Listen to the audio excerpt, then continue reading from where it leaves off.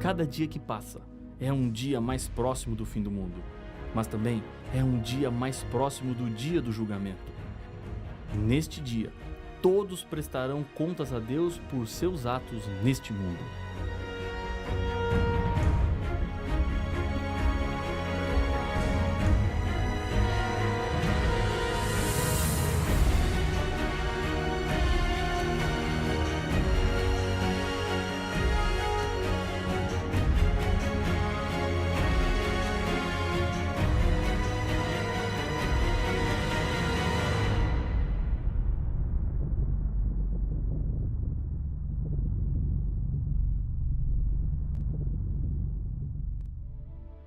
No dia 27 de março de 2011, saiu o resultado de um julgamento que causou grande repercussão no Brasil.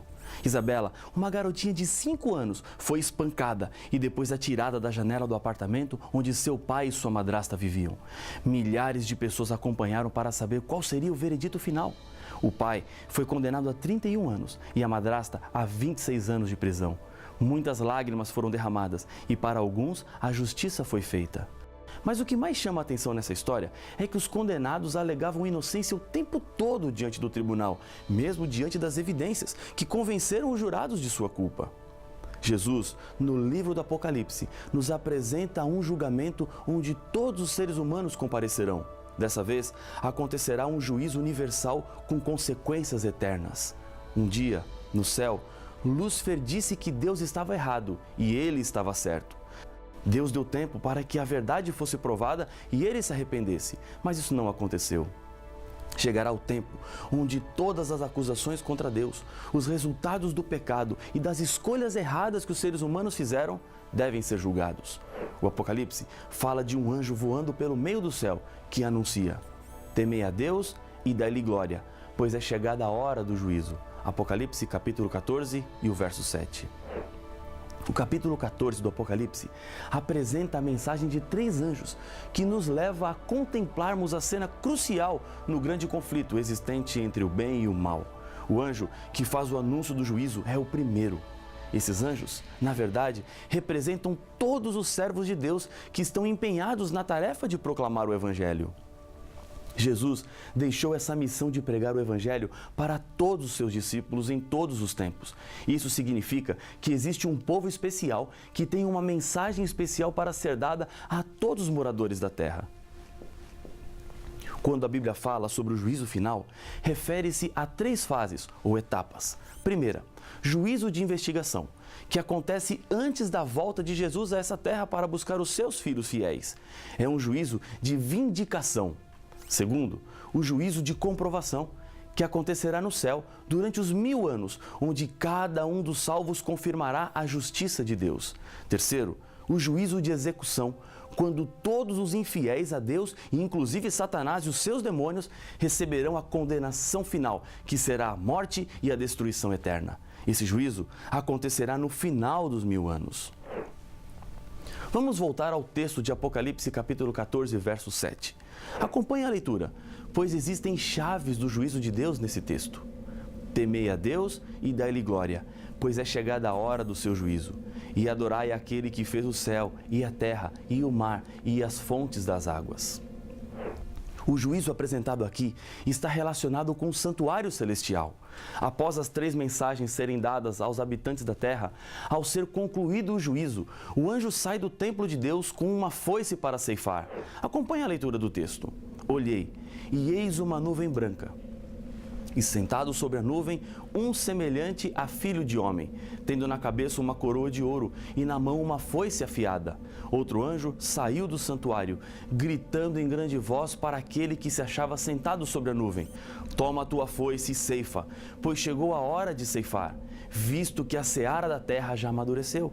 E aquele que estava sentado sobre a nuvem passou a sua foice sobre a terra, e a terra foi ceifada. Apocalipse, capítulo 14, versos 14, 15 e 16. Os salvos são separados dos perdidos. Entenda uma coisa muito importante. Deus não escolheu quem seria salvo e quem se perderia.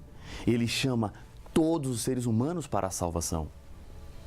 Se você se salvará ou se perderá, isso depende da sua escolha. Somos os responsáveis pelo nosso futuro. Construímos ou destruímos a nossa salvação mediante as nossas escolhas. A culpa dos seus problemas não são dos astros que simbolizam o seu signo por causa do dia que você nasceu.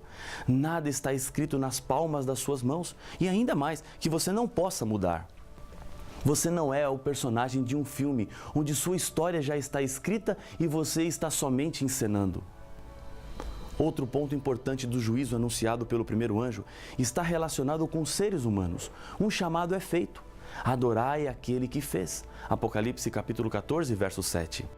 Esse texto fala da restauração da adoração a Deus como Criador. A Bíblia apresenta como o mundo passou a existir. Deus fez todas as coisas e somos obras das suas mãos. Não viemos do acaso, não surgimos porque elementos químicos se juntaram, mas temos uma origem sobrenatural. Você é a obra-prima da criação de Deus neste mundo. Você tem muito valor diante de Deus. Ele se importa com você e isso você descobre quando reconhece que Deus é o Criador.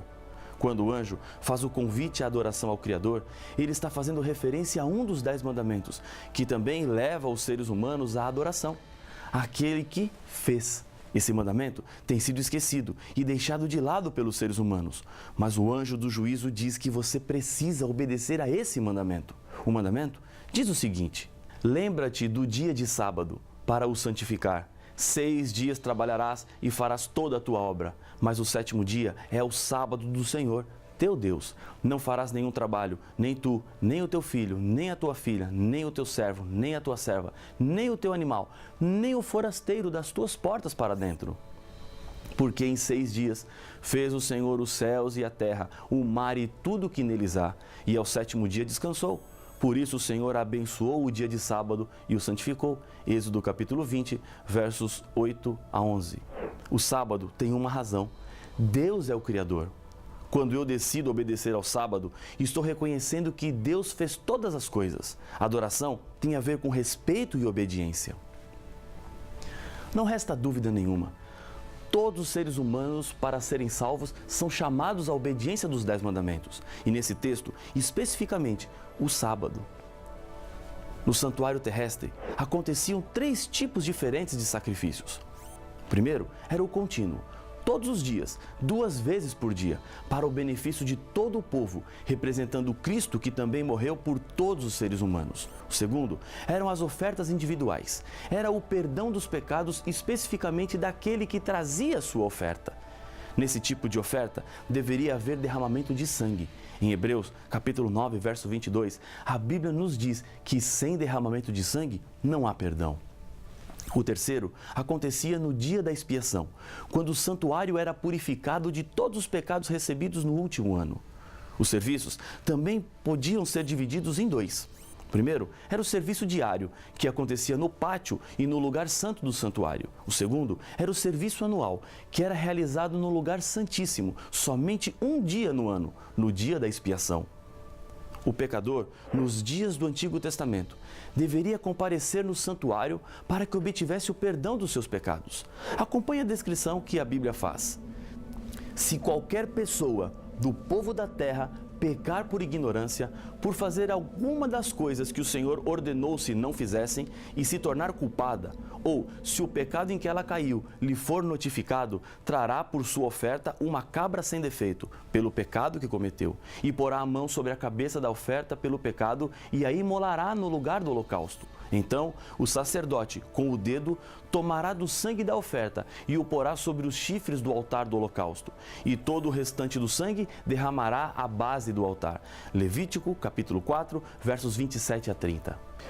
Colocar a mão sobre a cabeça representa simbolicamente a transferência da culpa do pecado do pecador para o animal, que traz consigo a consequência da morte. Esses eram apenas símbolos que não tinham valor em si mesmo, mas representavam o sangue de Jesus. Quando você olha uma rosa vermelha através de um vidro vermelho, ela parecerá branca. Quando Deus olha para os nossos pecados vermelhos, através do sacrifício de Jesus Cristo, eles parecem brancos como a neve. Primeiro, Jesus nos amou. Depois nos lavou com o sangue de Cristo. Muitos pensam que primeiro terão que limpar-se de seus pecados e depois alcançarão o amor de Deus. Isso é um erro. aquele que nos ama e pelo seu sangue nos libertou dos nossos pecados, diz Apocalipse capítulo 1, verso 5. Jesus Cristo primeiro nos amou, manchados como estávamos por nossos pecados. Depois, porque nos amava, lavou-nos com seu sangue, a maior prova de amor de Deus. Isso quer dizer que não importa como você está agora, Jesus Cristo quer te limpar, porque Ele te ama, curar as suas feridas que esta vida causaram. Quando o sacerdote aspergia o sangue, simbolicamente, o pecado era transferido para o santuário. O pecador era perdoado de sua maldade, mas ficava um sangrento registro no santuário. Jeremias nos fala sobre isso. O pecado de Judá está escrito com um ponteiro de ferro e com um diamante pontiagudo, gravado na tábua do seu coração e nas pontas dos teus altares. Jeremias capítulo 17, verso 1. Depois do acúmulo dos pecados, o ritual da expiação era necessário para que os pecados que foram transferidos para o santuário fossem limpos. Fará expiação pelo santuário, pela tenda da congregação e pelo altar. Também a fará pelos sacerdotes e por todo o povo da congregação. Isso vos será por estatuto perpétuo, para fazer expiação uma vez por ano pelos filhos de Israel por causa dos seus pecados. Levítico 16, verso 33 e 34. Com esta cerimônia, o santuário era purificado do registro dos pecados dos arrependidos, que haviam confessado sua culpa, dos sacerdotes oficiantes que comiam a carne e o altar, onde o sangue era derramado e aspergido. A purificação do santuário era realizada com o sangue do bode, chamado para o Senhor. Era um símbolo do sangue de Jesus. Um outro bode, chamado para Azazel, recebia todos os pecados do santuário e era levado e abandonado no deserto. Era um dia muito importante e especial para o povo de Deus. Todos estavam com seus olhos e coração voltados para o que acontecia dentro do templo. Mas não se esqueça de que o pecado traz consequências terríveis. Aqueles que não estavam com as suas vidas acertadas diante de Deus, neste dia, deparavam-se com uma consequência. Porque toda alma que nesse dia não se afligir, será eliminada do seu povo. Levítico 23, o verso 29. Com essa cerimônia, encerrava-se o ciclo religioso do ano, símbolo do fim dos tempos. Esse dia do passado refere-se a um dia que o Novo Testamento também fala. Porque a ocasião de começar o juízo pela casa de Deus é chegada. Ora, se primeiro vem por nós, qual será o fim daqueles que não obedecem ao Evangelho de Deus? 1 Pedro capítulo 4, verso 17. O juízo que começa com a casa de Deus precede a segunda vinda de Cristo. O dia da expiação era um símbolo de um juízo que acontece no céu. Paulo nos diz em Hebreus: porque Cristo não entrou em santuário feito por mãos, figura do verdadeiro, porém no mesmo céu, para comparecer agora por nós diante de Deus, nem ainda para se oferecer a si mesmo muitas vezes, como o sumo sacerdote cada ano entra no Santo dos Santos com sangue alheio. Ora, neste caso, seria necessário que ele tivesse sofrido muitas vezes, desde a fundação do mundo. Agora, porém, ao se cumprirem os tempos, se manifestou uma vez por todas, para aniquilar, pelo sacrifício de si mesmo, o pecado. E assim, como aos homens está ordenado morrerem uma só vez, vindo, depois disso, o juízo, assim também Cristo, tendo se oferecido uma vez para sempre para tirar os pecados de muitos, aparecerá segunda vez, sem pecado, aos que o aguardam para a salvação. Hebreus capítulo 9, versos 24 a 28.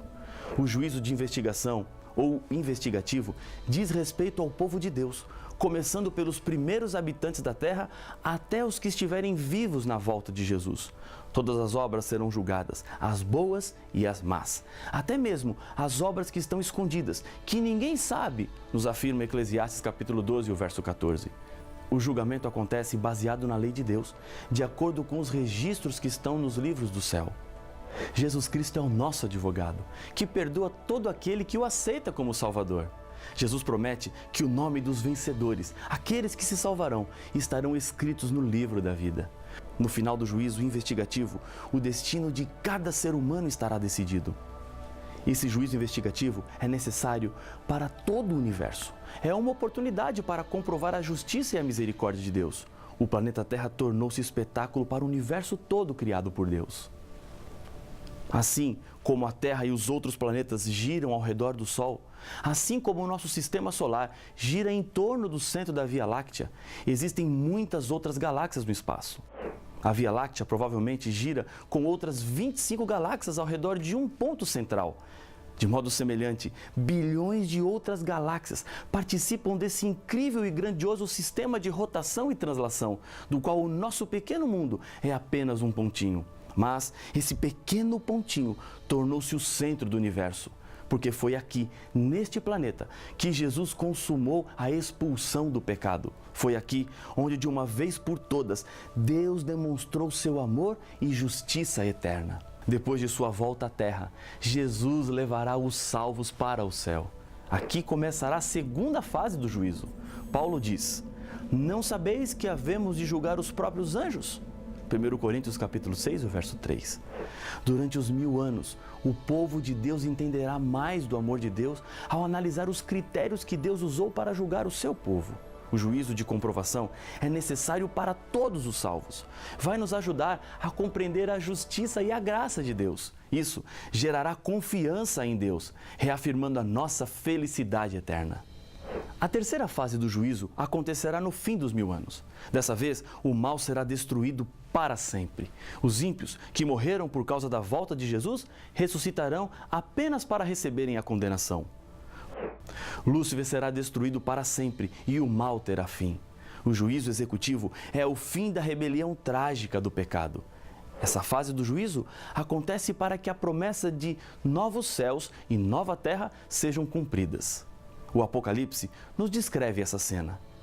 Vi um grande trono branco e aquele que nele se assenta, de cuja presença fugiram a terra e o céu, e não se achou lugar para eles. Vi também os mortos, os grandes e os pequenos, postos em pé diante do trono. Então se abriram os livros. Ainda outro livro, o livro da vida, foi aberto. E os mortos foram julgados, segundo as suas obras, conforme o que se achava escrito nos livros. Deu o mar os mortos que nele estavam. A morte e o além entregaram os mortos que neles haviam, e foram julgados, um por um, segundo as suas obras. Então, a morte e o inferno foram lançados para dentro do lago de fogo. Esta é a segunda morte, o lago de fogo. E se alguém não foi achado inscrito no livro da vida, esse foi lançado para dentro do lago de fogo. Apocalipse capítulo 20, versos de 11 a 15. Na época dos veículos puxados a cavalo, numa cidade do interior, um menino brincava na rua, quando os cavalos de uma carruagem surgiram em disparada. Os animais enlouquecidos corriam e a carruagem movia-se em grande velocidade completamente desgovernada, indo em direção da criança que brincava despreocupada. A mãe, ao ver o que estava prestes a acontecer, começou a gritar desesperadamente. Ela não podia fazer nada. Um jovem que estava passando jogou a sua pasta de lado e com firmeza se jogou no meio dos cavalos e segurou as rédeas até que eles parassem. Ele ficou completamente machucado, mas o garoto estava salvo. 20 anos mais tarde, um jovem enfrentava um julgamento por graves crimes que havia cometido. No momento em que o juiz ia ditar a sentença, o jovem lutava mentalmente para lembrar-se de onde ele conhecia o juiz. Ele lembrou-se. No momento em que o juiz já estava começando a falar, seu rosto mudou, de angustiado para esperançoso, quando perguntou: doutor, não foi o senhor que um dia arriscou a sua vida lançando-se no meio de uns cavalos desgovernados que puxavam uma carruagem que passaria por cima de um garoto? Sim, respondeu o juiz. Trago cicatrizes no peito, nos braços e nas pernas. Elas são lembranças daquele dia. Veja, doutor, eu sou aquele menino que o senhor salvou há 20 anos. Já que o senhor me salvou uma vez, por favor, salve-me outra vez. Após alguns instantes em silêncio, o juiz respondeu: naquele dia fui seu salvador, mas hoje sou o seu juiz. Por causa da sua conduta, devo condená-lo. Jesus fez tudo para nos salvar, mas se não o aceitarmos como salvador, se não mudarmos de vida, ele será o nosso juiz e assim terá que nos condenar. Paulo faz um apelo: pois todos carecem da glória de Deus, sendo justificados gratuitamente por sua graça, mediante a redenção que há em Cristo Jesus, a quem Deus propôs no seu sangue como propiciação, mediante a fé, para manifestar a sua justiça, por ter Deus, na sua tolerância, deixado impunes os pecados anteriormente cometidos. Romanos capítulo 3, versos 23 a 25. Hoje, você precisa tomar uma decisão. Não há por que deixar para depois. Jesus está provando o seu amor para lhe salvar. Você não precisa mais sofrer. Não é necessário mais ter medo do futuro, porque Jesus está de braços abertos, prontos para lhe dar a vida eterna. Quer você se colocar diante de Jesus agora e receber das suas mãos a salvação? Eu sei que quer. E por isso eu quero convidá-lo a orar comigo. Senhor Pai nosso,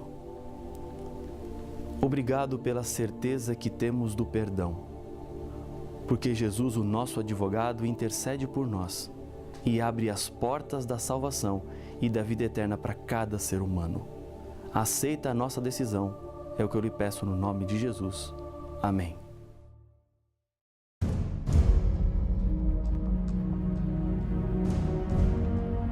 Tu, porém, Daniel, encerra as palavras e sela o livro, até ao tempo do fim. Muitos o esquadrinharão, e o saber se multiplicará. Daniel capítulo 12, o verso 4. Em 1844, aconteceu um desapontamento desses cristãos que entenderam o período da profecia, mas não o evento certo. Esse não foi o primeiro desapontamento que o povo de Deus passou. Houve outro maior, o desapontamento da cruz. Mas que desapontamento foi esse de 1844? Talvez o mais importante. Qual foi o desapontamento da cruz? Para estas e outras perguntas, a resposta está no próximo episódio de Apocalipse, o fim revelado.